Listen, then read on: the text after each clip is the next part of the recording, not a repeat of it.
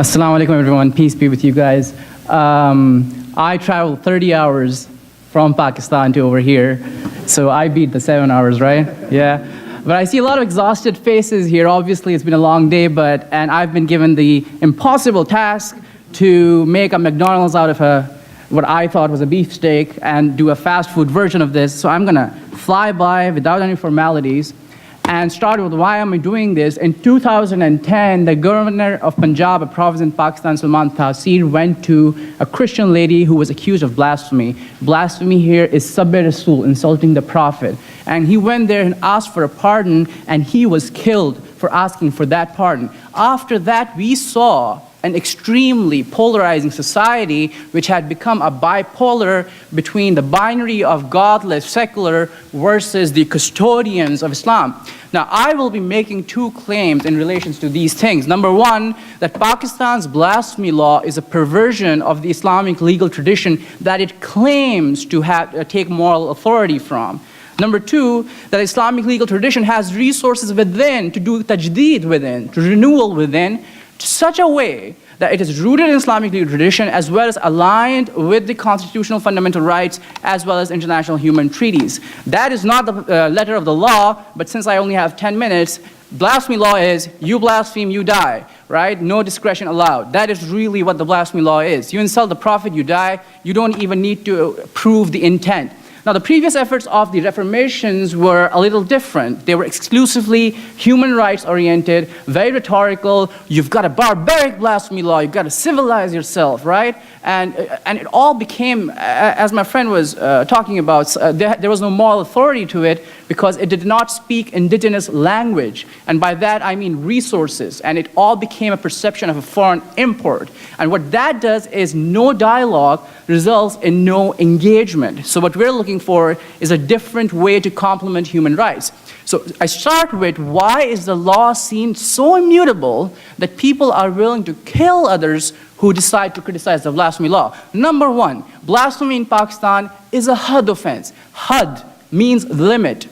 In layman's term, I call it God's law, right? Divine law fixed by God with no authority for a human being to change it. Number two, that there is an ijma. Ijma means consensus throughout the Islamic legal tradition of all four Sunni school of thought on the above, which means had plus ijma is God's immutable law. It's God's law ordained by God himself, and there has been a consensus across the four school of thoughts, particularly the Hanafi school of thought, because that's what South Asian scholars mostly follow.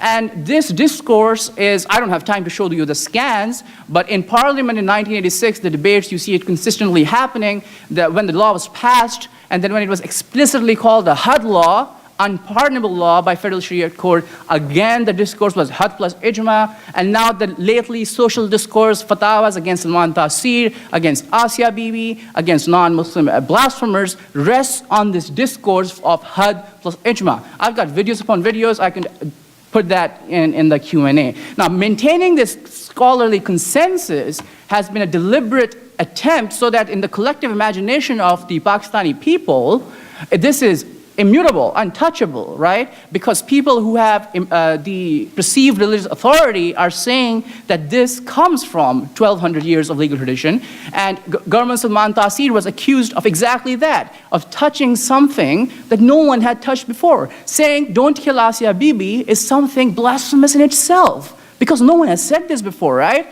If a non-Muslim insults a prophet, he will die. By the way, I'm focusing on non-Muslims here. I've got 10 minutes. That's my excuse for everything. Now, first, in Parliament in 1986 and in the sermon, both that caused for Salman Taseer's assassination, there was a claim that there's not a single dissent in the whole Islamic legal tradition, especially the Hanafi legal tradition. And the words were, "Zara barabar ikhtilaf nahi hai," not a single difference. And in the fatwa to kill Salman Taseer, he said, I don't know a single jurist. In fact, he went on to say, I don't know a single Muslim. Not a single Muslim in the entire Islamic legal tradition who has differed on the matter that non-Muslim who insults the Prophet will be killed. So what we did was we decided to verify this, right? They are saying this and they're using citations. So what we did was we created this nice little timeline, right? And you can all use it on your mobile phone. It's engagepakistan.com/timeline/source. These are classical texts from 780 AD to 2001. You've got scanned text in Arabic, Urdu, and English, and we decide, okay, they're citing Abu Hanifa. What does Abu Hanifa say? Abu Hanifa says that if a non-Muslim insults the Prophet, do not kill him, because the beliefs he already has are blasphemous, right? So blasphemy is an extension of that disbelief. If you don't kill him for his blasphemous belief, you will not kill him for an extension of the disbelief. All right, someone could say, okay, that's just one guy, right? Maybe someone disagreed with him, and his students disagreed with him all the time. So the next person was Abu Yusuf, his famous student, and he said if a non-Muslim insults the Prophet, he won't be killed. Now there's two people, things starting to look a little shady here. And now you go into the third person, Imam Tahawi. Imam Tahawi is a scholar, not just a Hanafi scholar. In terms of creed, he has a lot of authority. And he says, if a non-Muslim insults the Prophet, do not kill him, give him a verbal warning. Now imagine that. There's a parliamentarian in Pakistan who said, can we do this 15 years of jail instead? And it was like, blasphemy. FIR registered against her. And so for a minute, imagine Imam Tahawi took a time machine and came here and went to the parliament and said that give Asya Bibi a verbal warning and let her go. What would happen to him? And keep in mind, these are saints for these Barelvi and Deobandi people, because this is the very tradition they adhere to and the very tradition they claim to take authority from. And this goes on and on, and the examples are usually given like Zoroastrians say God has an opposite. Do we kill them for that? We don't. And Christians say Jesus is the Son of God. Those are blasphemous beliefs for Islam. Do we kill them for that? No. In the same analogy, we won't kill someone for insulting the Prophet, because that does not make logical sense. So we see that, and we see that the Hanafi canon, and 4 of these texts are over 250 commentaries. One of these fatwa had 450 signatories, including the head of the Barelvi, 3 minutes left. The head of the Barelvi school of thought, including one of the founders of the Deoband squad, including Maulana Maududi of Jamaat Islami, right? Maulana Maududi said this: if a non-Muslim insults the Prophet, don't kill him. And these texts are taught, part of Darshan Nizami, taught in Deoband and Barelvi madrasas. So there's this huge descent. We go from unanimous prohibition of killing a blasphemer to unanimous mandatory killing using the same citations. How does this happen? So if we go to the parliament and we see the citations, they say Ibn Abidin says it in Fatawa Shami, or they say that Ibn Abidin of Fatawa al-Amgiriya, Fatawa Shami, these are resources, and they say it's written in there, right? And when you see it, it says Fatawa al-Amgiriya says non-Muslims will not be killed. They remove the not from it. Non-Muslims will be killed. Fatawa Shami, non-Muslims will not be killed. Again, remove the not from it. It's almost like they're using apostasy rulings on non-Muslims, like non-Muslims will become non-Muslims, right?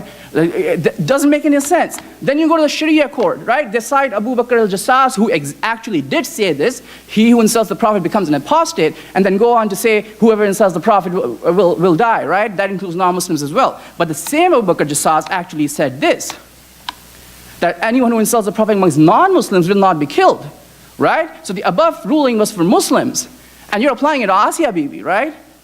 So anyway, and this is an example of how to change a tradition, right? It's like How to Get Away with Murder, that TV show. So in Pakistan, it's like a whole big TV show of how to revise tradition. So we've got like this, Jami Ulumia Islamia Fatwa, and it's like, etc. People will said that someone will be killed if they blaspheme, which is true because these are non-Hanafi traditions, and I can answer that in Q&A. And they say ... right? And it's a Hanafi madrasa, Hanafi seminary, and they're giving a Hanafi fatwa, and I don't see anyone Hanafi in there, but I see ... right? And that makes you curious, like, did they have a limitation of space on paper, which they didn't? It's like a huge book, right? It's like, okay, how long could it be? So you open the ellipsis and you see, it says Abu Hanifa differs and says non-Muslims will not be killed for blasphemy. So the only Hanafi ruling within that, they remove it, and then they say there's a consensus. They conclude from that there's a consensus. Same thing happened with Ismail Qureshi, the architect of the law, who drafted the law and petitioned the law. He changed the statement of Ibn Abidin that a non-Muslim blasphemer will be, Ibn Abidin was criticizing the fact that non-Muslims will not be killed for blasphemy. And again, he changed it. And I went to him, because he was alive, he's in Jamaat Islami. I went to him, and I said, and I told him that my time is up. No, I didn't tell him that. Give me a minute. So I went to him, and I said to him, could you look at this? You changed it. And he's like, what? I was like, Ibn Abidin's translation. It's like, I can't read this. It's like, why not? I can't read Arabic. I was like, all right, but there's no English or Urdu translation available. What did you do? I heard it. Right? Then I got an authentic translation for him, and he's like, okay, I made a mistake. It's like, fix it. No, because it's in the public interest for the law to stay the same. The same kind of misquotations were used to kill Salman Taseer, and there is a legitimate concern. The concern is, are we calling for a Hanafi state? We are not calling for a Hanafi state. We're looking for a discourse that these three frameworks can talk together: international human rights treaties, Islamic legal tradition, and fundamental rights. What is that common place within that? Searching a discourse rooted in Islamic legal tradition and aligned with international human rights and fundamental constitution rights.